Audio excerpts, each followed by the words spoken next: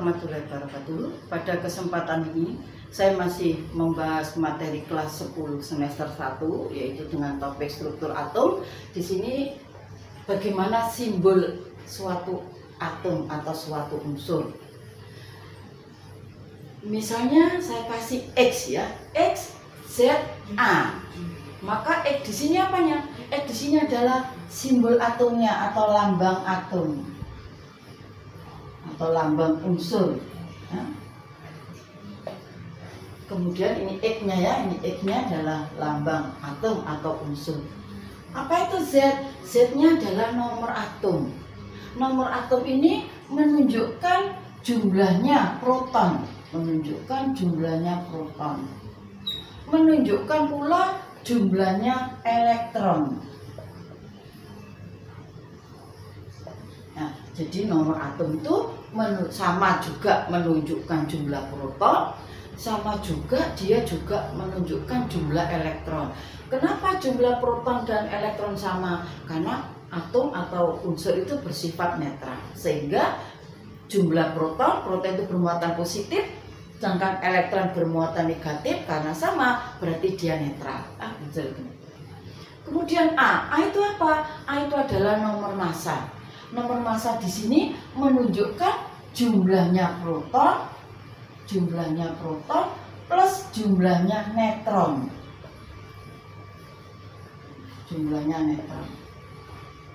Nah, jadi jumlahnya proton ditambah dengan jumlahnya neutron. Itu adalah nomor massa atau di sini A itu tadi. Kemudian bagaimana kalau gitu? Jumlah proton kan bermuatan apa? Bermuatan positif, sedangkan neutron itu adalah netral ya. Sekarang bisa kita menghitung jumlahnya neutron. Z tadi kan menunjukkan jumlahnya proton ya. Kemudian A ini menunjukkan jumlahnya proton ditambah jumlahnya neutron.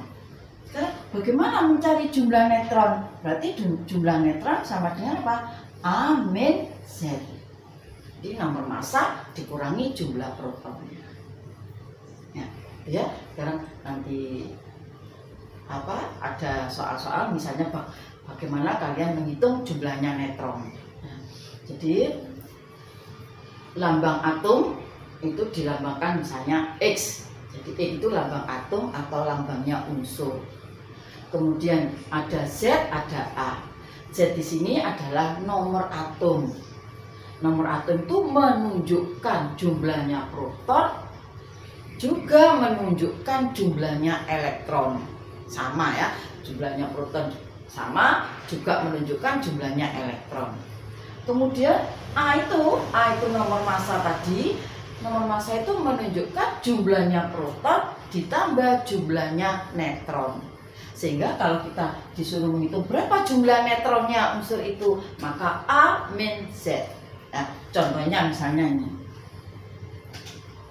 Contohnya misalnya natrium. Natrium di sini nomor atom 11, nomor massanya 23. Sekarang kalian disuruh menghitung berapa jumlah protonnya. Jumlah proton, sini jumlah elektron, kemudian jumlah neutron. Jumlah ya. Nah, sekarang natrium 11, 23. 11 itu apanya 11? 11 adalah nomor atom.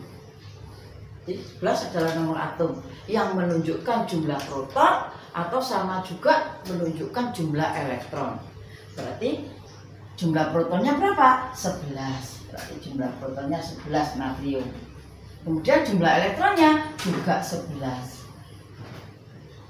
Berapa jumlah neutronnya? Berarti neutronnya 23 dikurangi 11. Jadi jumlah neutronnya 23 dikurangi 11 sama dengan 12. Sehingga jumlah neutronnya 12. Nah, itu ya caranya menghitung neutron. Misalnya lagi.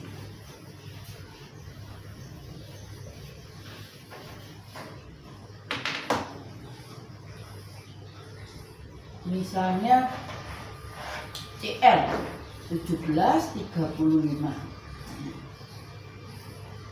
Tanyakan jumlah proton,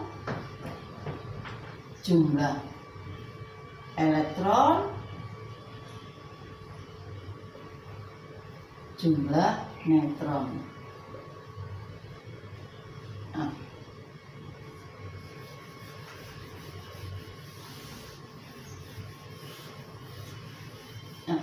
di Cl atau klor 617,35.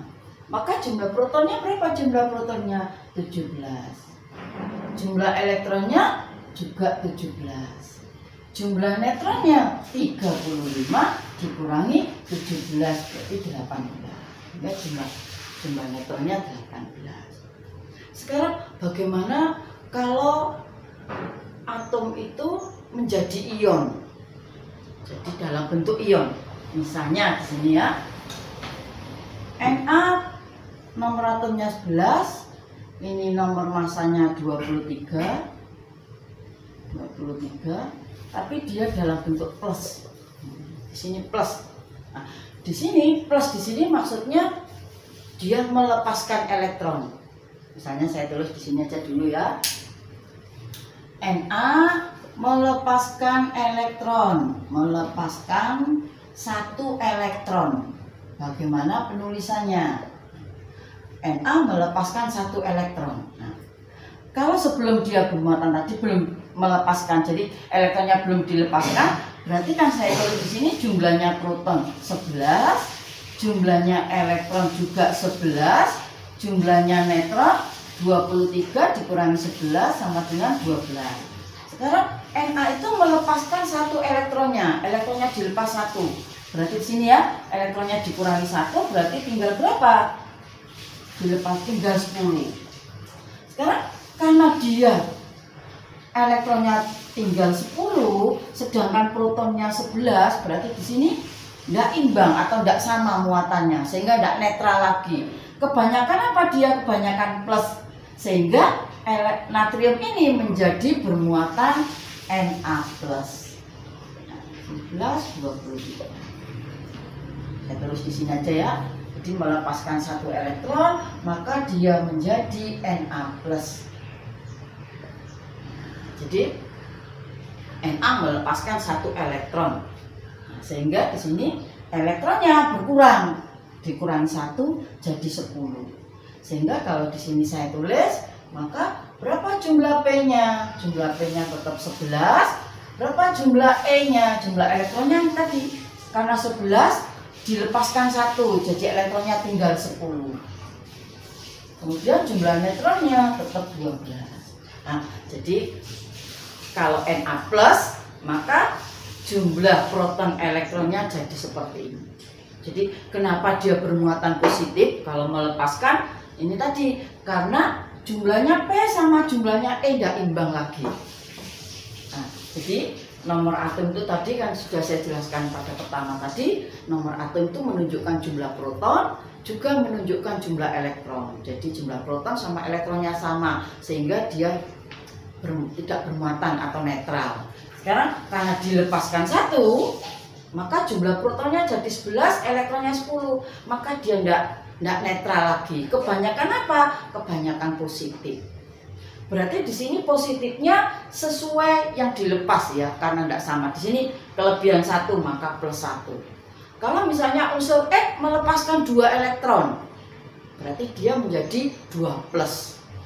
Nah, sekarang contohnya menerima, misalnya Cl di sini. Ya, ini tadi yang melepas.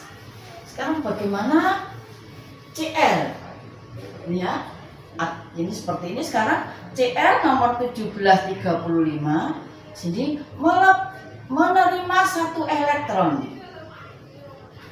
Menerima 1 elektron. Nah, menerima 1 elektron. Karena tadi elektronnya ini ya, jumlahnya proton 17, elektronnya juga 17, neutronnya nih. Kemudian dia menerima 1 elektron. Menerima berarti ada tambahan 1 elektron, maka ini ditambah 1 elektron. Elektronnya jadi berapa? 18, maaf ya. Jadi 18 ketambahan 1. Nah, elektronnya 18 bermuatan negatif, sedangkan protonnya 17, maka tidak imbang lagi, sehingga dia tidak stabil. Maka dia menjadi apa? Menjadi bermuatan apa? Kebanyakan elektron, bermuatan negatif. Negatif berapa? Negatif 1, karena dia kebanyakan 1 elektron. Sehingga Cl di sini maka menjadi bagaimana? Menjadi Cl-. Nah, maka menjadi Cl-. Nah, jadi kalau ditanyakan jumlah protonnya 17, jumlah elektronnya jadi 18. Jumlah neutronnya tetap 18. Nah, sehingga dia kebanyakan negatif, maka dia bermuatan negatif. Ya, jadi di sini sesuai dengan kebanyakannya ya. Jadi di sini karena kebanyakan 1 elektronnya daripada protonnya, maka unsur itu menjadi bermuatan negatif 1. Nah, sekarang misalnya bagaimana kalau 2 ya. Misalnya ini Mg. Mg nomor atomnya 12. Di sini 24. Nomor masanya 24. Nah, saya tulis di atas saja. Jadi magnesium 12, 24. Nah, di sini kalau kita tanyakan jumlah protonnya 12, jumlah elektronnya juga 12, jumlah neutronnya 12, jadi 24 dikurangi 12. Nah, sekarang bagaimana kalau Mg ini melepaskan 2 elektron? Dia melepaskan 2 elektron, maka Mg-nya bagaimana? Menjadi bagaimana? Melepaskan 2 elektron tadi kan 12, dilepaskan 2, berarti dikurangi 2 ya, dikurangi 2 maka elektronnya tinggal 10. Nah, sekarang negatifnya 10, positifnya 12, maka tidak imbang. Maka kebanyakan apa? Kebanyakan positif.